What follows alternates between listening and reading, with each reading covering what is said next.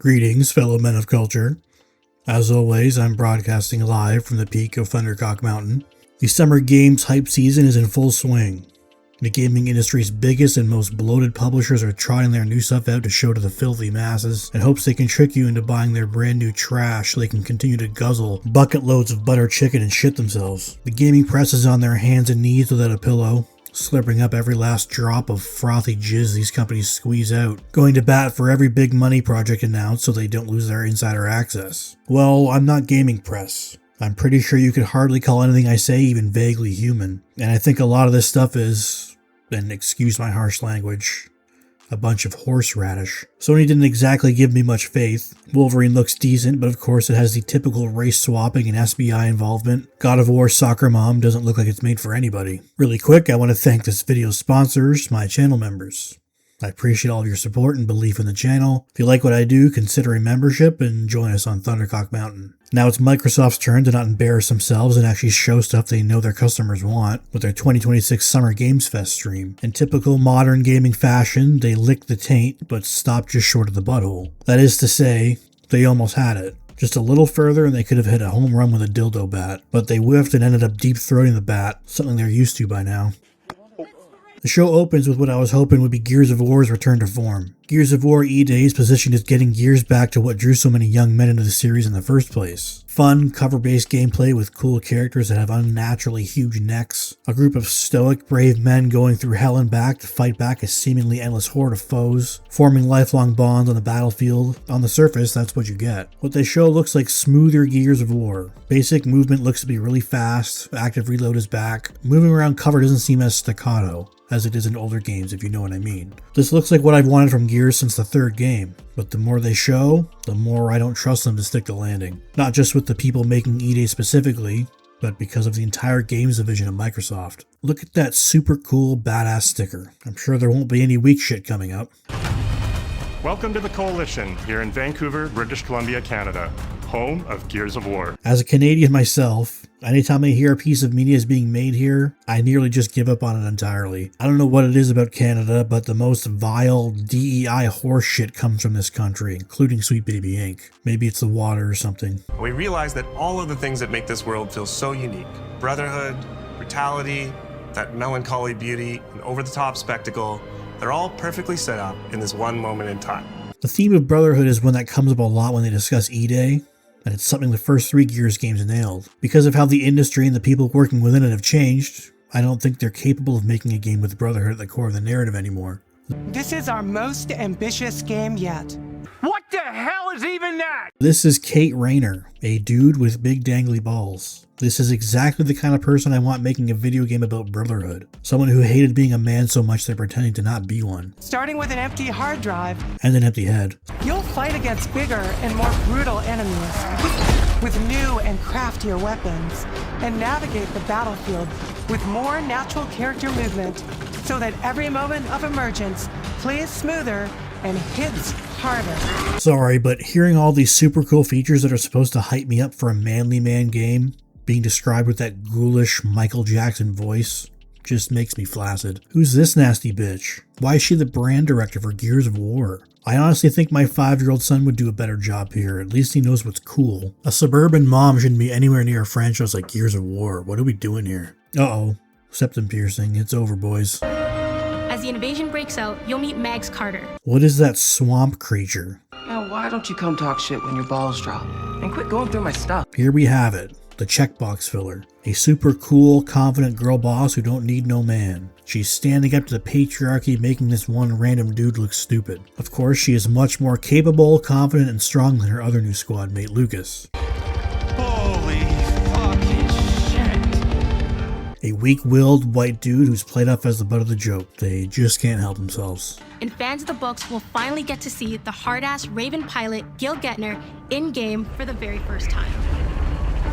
Let's go and fuck this mess. Who? Was there anyone clamoring to meet Gil Gettner?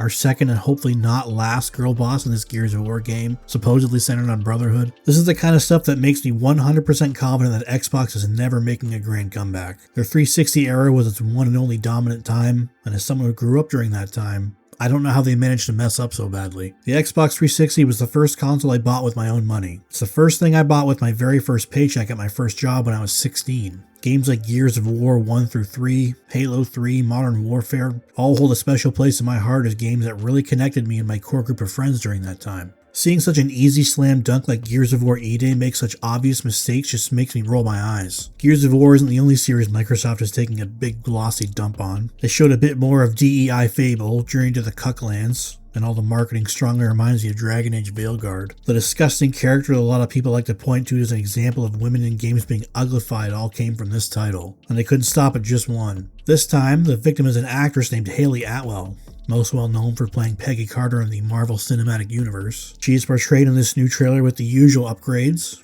like a gem-cutting jaw and removal of all feminine facial features. They could have just gotten Jack White to play this part. You have to make a deliberate choice and put in real effort to make Hayley Atwell look unattractive. But they did it. They always find a way. As for what little else they showed, it must suck to be a Fable fan who doesn't mindlessly gobble this stuff up. They showed off some new cinematics and gameplay, and this game looks perfect for Reddit.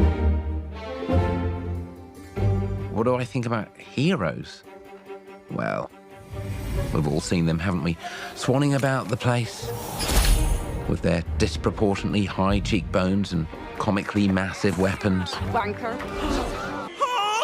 The millennial writing curse is in full effect here. All the characters are quirky and break the fourth wall. The cinematics are set up like those talking head interviews from The Office. This writing style is so played out at this point it's exhausting. It looks like the game is trying to get that dry British humor the first game did so well, but it's through the best efforts of a 35-year-old American millennial writer that grew up on Harry Potter and Marvel movies. The reaction to this stuff depends on where you go. This trailer on the GameSpot YouTube channel has a bunch of people soy-facing about the return of Jack of Blades, freaking out about how they can't wait to dive into what is very likely a disappointment. Elsewhere has funnier comments like calling the game California Fantasy, asking if you can play as a cool character, and pointing out the Rings of Power vibes. How Gears of War and Fable ended up like this isn't a surprise, unfortunately. An article popped up a few years ago about how Microsoft encourages developers to avoid certain body proportions. We recently got confirmation from an industry professional on Twitter named Anima Lune, who claims to have worked on a few Xbox projects, and they say that this is true. Like many Western companies, Microsoft has been overrun with homely, overweight feminists who insert themselves into everything they work on, even fantasy projects that don't need to make sense or be realistic at all. Self-loathing Karens can't stand the fact that there is a male-dominated space like video games, and actively work towards making it worse for everyone. This year's Xbox Game Showcase showed no signs that what little they have to show from their own studios isn't going to improve from their lackluster releases for the last 10 years. Halo is completely aimless. The only good Halo games they've managed to release are remasters of the original trilogy, and now they're doing what nobody ever thought they would do, and throwing the towel by releasing a Halo 1 remake on the PlayStation. Nothing says confidence like putting what used to be your most iconic mascot on the platform of your biggest competitor. Sharing Halo with Sony makes even less sense when they seem to be making a big deal over Gears of War and Fable remaining Xbox exclusives. Why just Halo? Is it the most valuable, thus most likely to get high sales on PlayStation? Or maybe the Gears of War remaster didn't do very well, so they decided it wasn't worth developing a port. Regardless, if you're looking forward to games that you can only play on Xbox, you have an entire 2 titles to look forward to. One that seems likely to disappoint, and Fable that looks like modern audience dog shit. Some of the other stuff they showed includes a limited edition 25th anniversary Xbox Series X console and controller with a see-through green plastic case, so you can spend $1,000 to play games you can play on any other device, including the Switch 2, which is quickly catching up to its big brothers, surprisingly. They showed a little bit of the Persona 4 remake, which is cool. Unless it's on Game Pass, everybody's going to be playing that on PC or PlayStation. Microsoft has left Xbox in such a weird position. It seemed like they were going to abandon the concept of a dedicated home console just last year, with the Everything is an Xbox ad campaign. Xbox would essentially be a Game Pass subscription that you would stream your games on. Now that the Xbox division has a new CEO in Asha Shawarma, they seem to have pivoted back to the original model of having a console in people's living rooms. The problem is, they aren't giving customers enough incentive to buy into their ecosystem. Say what you will about Sony's varying quality of first-party titles, but they absolutely refuse to have those games show up on any other platform, including PC. If you want to play PlayStation games, you need a PlayStation. If you want to play Xbox games, just get anything, including a PlayStation. I have very little faith Xbox has the balls to make a big comeback, leaving Sony as the only big boy in the console market, which is bad for everybody. Thank you for watching. If you enjoyed the video, I'd appreciate a like and subscribe, and I'll see you all in the next one.